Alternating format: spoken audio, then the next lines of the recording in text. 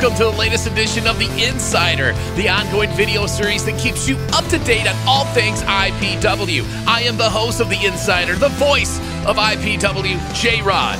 Tough Luck remains one of the bigger events of the year in IPW, and this one was capped off by an IPW Championship rubber match between the infamous Jamal King and the IPW champion, Terry Van Avery. We found out at the beginning of the show that Van Avery and King both asked for the match to be no disqualification. The perfect way to seal the deal so we would find out who is the undisputed champion. In our first match, the Apex athlete, CJ Cole, was looking to keep his momentum going as he took on IPW's most recent high-profile signee, the last real man, Silas Young. A world-traveled veteran, Silas Young was a bit too much for CJ Cole. Cole put up a good fight, but was ultimately overmatched. Great win for Silas Young in his IPW debut. After Young left ringside, the Golden Initiative Project slithered their way to the ring to speak to CJ Cole. Jeremiah Goldmane told Cole that he should consider how much easier his time in IPW would be if he had friends. Goldmane offered CJ Cole a spot on the team, but gave Cole a chance to think it over. After allowing CJ Cole safe passage to the back, Goldmane revisited the big news he had for Michiana champion TDG. TDG had already gotten word that he would be defending the Michiana championship in an Iron Man match, which we were excited to hear, but when TDG came to the ring, Goldmane dropped the bomb on us that at Blackout on April 14th, TDG will defend the Michiana title in an Iron Man match that includes both Big Jorge and Anderson Knight. An unprecedented triple threat Iron Man match. After the GIP left ringside, TDG offered an opportunity to anyone who wanted a challenge for his title. Bedrick Bison would answer the call, and these two put on a fantastic match where TDG would leave the victor. How will TDG overcome both Anderson Knight and Big Jorge? Will CJ Cole join the GIP? A lot happening in the opening portion of the show. The Mammoth, Brutus Dillon, took his first two opponents in IPW lightly, but was fully prepared for Country Air's Zach Hendricks. The size and strength of Dillon was ultra impressive, and he picked up the big win. Jam caught up with Brutus Dillon post-match, and Dillon had a message for the rest of the IPW locker room. Brutus Dillon, congrats on a big win here tonight. What are your thoughts on that? You want to know what my thoughts are? You want to know what my thoughts are? Yeah. You really want to know what my thoughts are? I'm done fucking around. IPW, you've been put on notice.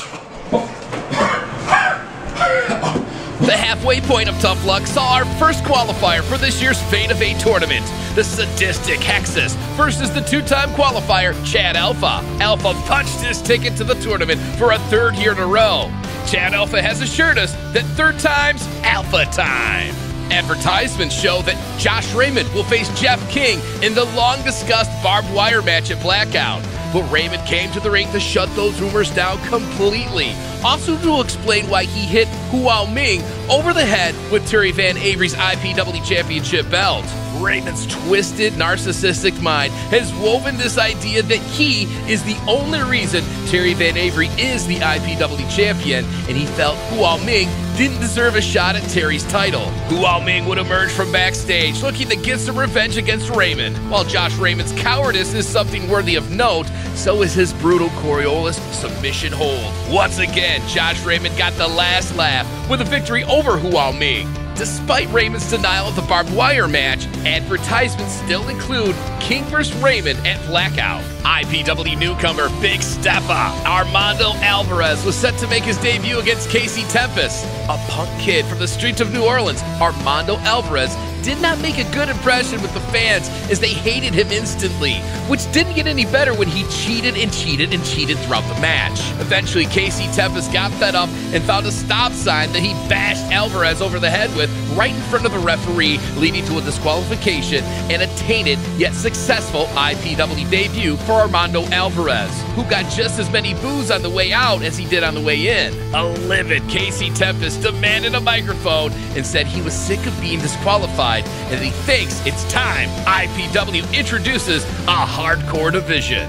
Jeremiah Goldmane's poking and prodding of an injured Jimmy Hype Shalwin came back to bite him when Shalwin beat Goldmane all around Holmes campus in Ann Arbor after Shalwin was cleared to compete. The brawl that happened afterward between the GIP and Real Hype and Max Morrison led to a 6-man tag team match. Jimmy Shalwin would finally get his payback in full as Max Morrison dropped the big elbow on Goldmane for the win. Much has been speculated since Jimmy Shalwin's return as to whether he would enter the upcoming tag team tournament alongside Mondo Rio or Max Morrison. Shalwin gave the shocking answer that he wouldn't team with either man, as he suggested that Mondo Rio and Max Morrison instead team with each other in the tournament. As for Shalwin, he wants in that Iron Man match, and management has agreed to make Blackout's main event a 4-way Iron Man match featuring TDG, Big Jorge, Anderson Knight, and the Hype, Jimmy Shalwin, for the IPW Michiana Championship. It was finally time for one of the most highly anticipated rematches in IPW history. The infamous Jamal King and the IPW champion Terry Van Avery would finally find closure in their trilogy in a no disqualification match.